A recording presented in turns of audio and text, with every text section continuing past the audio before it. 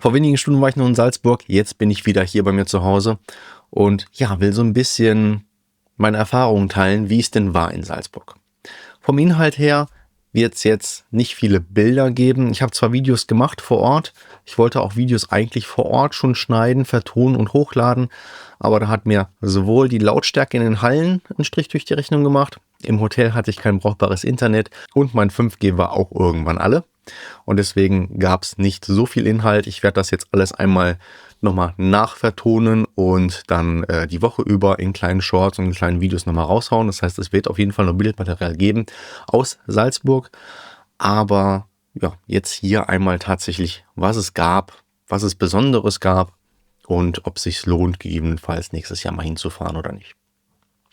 Ich persönlich muss sagen, ich habe mich über jeden gefreut, der mich angesprochen hat. Das heißt, es gab wirklich viele von euch, die halt irgendwie hier die Videos gucken und die zu mir kamen und sagten, yo, ich kenne dich, du machst doch hier diese Videos, die helfen mir total. Und halt auch, wenn da Ideen sind, so von denen, mach mal in die Richtung, mach mal da ein bisschen was, total cool. Grundsätzlich aber, was ist die Messe in Salzburg? Also in der Messe in Salzburg fand jetzt letztes Wochenende, das war Mitte Mai, fand das EMMA Euro-Finale statt. Gleichzeitig die Customize und die Tuning-Messe. Und das war ein Event, das war wirklich sehr, sehr beeindruckend.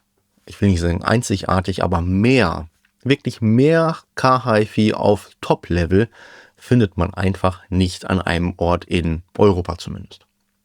Amerika, keine Ahnung, Asien vielleicht auch nochmal. Aber die gucken ja auch alle nach Europa, weil wir hier viele Hersteller haben und halt tatsächlich oft, was so SQ angeht, aber auch SPL, manchmal echt die Nase vorne haben. Grundsätzlich ist es jetzt aber nicht nur so, dass in dieser Messe dann halt irgendwie ein Car-Hi-Wettbewerb stattfindet, sondern es ist halt wirklich eine Messe. Das heißt, die Hersteller machen da riesige Stände, stellen alle ihre Produkte aus, sind mit allen ihren Beratern, Vertrieblern, was auch immer vor Ort, um, ich sag mal so, hauptsächlich natürlich Business zu machen. Das heißt, da kommen alle Distributoren von ganz Europa, kommen dann quasi dahin und sprechen mit den Herstellern, mit den Vertrieben, mit allen möglichen, ja, was man denn halt so Neues hat, was man denn noch so kriegen kann und so weiter und so fort. Das hat erstmal den Eindruck so von wegen, okay, dann bin ich da total unerwünscht so als Privatkunde. Nee, in keinster Weise. Ich habe so viele wirklich Hobbyisten, Fans, was auch immer, also wirklich Teilnehmer oder halt Leute, die da einfach nur zu Besuch waren und da halt hingekommen sind. Und konnten eigentlich zu jedem Stand gehen, sich halt von den Leuten selber, die den ganzen Spaß entwickeln, die den ganzen Spaß teilweise programmieren. Auch gab es Möglichkeiten an der Software selber halt irgendwie zu gucken und sich Sachen erklären zu lassen. Das heißt, da war halt wirklich genug Zeit, um auch für uns normale Menschen, die dann halt da hinkommen, sich irgendwas erklären zu lassen, zu zeigen, guck mal, das gibt's Neues, das gibt's Neues, das gibt's Neues. Einfach wirklich total, total cool. Also von den Herstellern her ein ganz, ganz großes Lob. Super Ausstellung und ja, auch super Kommunikation da halt mit den Kunden. Neben der Hi-Fi-Messe, also mit den Car-Hi-Fi-Herstellern, gab es auch die Customize, das war eine Tuning-Messe, wo halt in vielen Hallen sehr viele Tuning-Autos ausgestellt waren, aber auch sehr viele Hersteller von Felgen, Fahrwerk und so weiter. Alles da war. Da bin ich mal durchgelaufen, da gab es auch was zu essen und so. Aber da werde ich euch nicht mehr zu erzählen können. Anders zum Wettbewerb. Beim Wettbewerb teilt sich die EMMA, ja, was heißt teilt sich? Das ist eigentlich, gehört alles zu der EMMA. Aber es gibt natürlich den SQ-Bereich und es gibt den SPL-Bereich und dann gibt es auch noch den ESPL-Bereich oder ESQL-Bereich, irgendwie sowas. Da bin ich nicht ganz so firm. Auf jeden Fall gibt es, ich sag mal, die klassischen, für meinen Bereich, wo ich irgendwie mich auskenne, den SQ-Bereich. Und da waren halt einfach so viele Fahrzeuge, dass die EMMA halt eine zusätzliche Halle angemietet hat. Das heißt, es gab eine Halle, wo nur Teilnehmerfahrzeuge drin waren. Insgesamt habe ich irgendwas von um die 300 Teilnehmerfahrzeugen gehört. Also überlegt euch mal, 300 Teilnehmerfahrzeuge. Und da sind halt die Besten der Besten. Das heißt, da sind halt die Meister und Vizemeister aus den einzelnen Ländern plus noch ein paar Wildcards. So kam es da tatsächlich auch dazu, dass einfach mal 4 Teilnehmer aus Kasachstan vorbeikamen. Also Kasachstan ist halt dieses Ländchen, was halt quasi bei China liegt. Also ich war letztens in China, aber da bin ich 13 Stunden hingeflogen und nicht irgendwie 6000 Kilometer mit dem Auto gefahren. Ja, 4 Leute davon platzierungstechnisch auch gar nicht so schlecht geworden. Aber das machen wir nachher.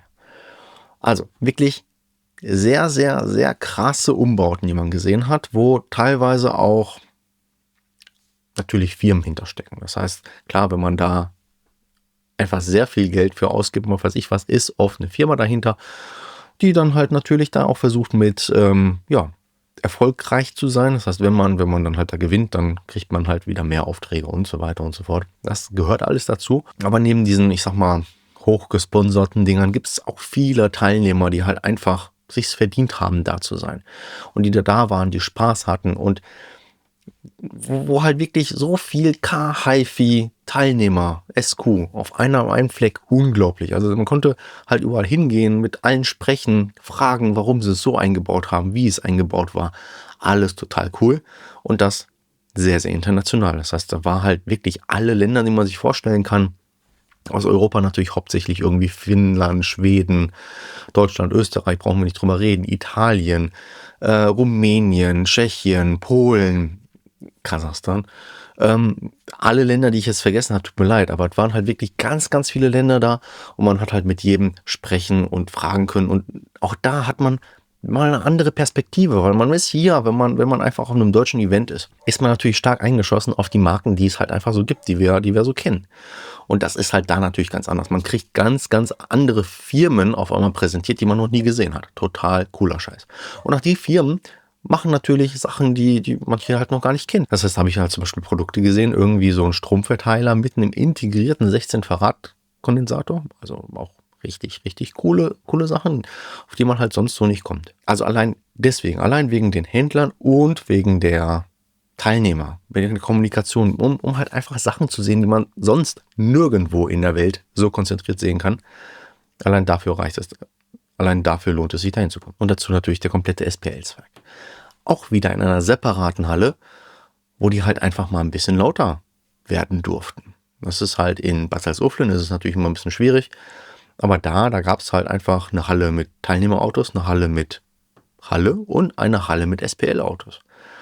Und da war natürlich die Crème de la Crème, weil auch da gab es halt einfach von den einzelnen Ländern Meister und Vizemeister, ein paar Wildcards dabei und die haben halt einfach gezeigt, was sie können. Das heißt sowohl in laut, geschlossen, laut, offen, aber auch laut und schön außerhalb des Autos, alles dabei gewesen und da waren halt Lautstärken dabei, das könnt ihr euch nicht vorstellen, da fliegen einem in 10 Meter Entfernung einfach die Haare durch die Gegend. Das ist sehr beeindruckend und dabei klang es auch noch gut. Das war cool.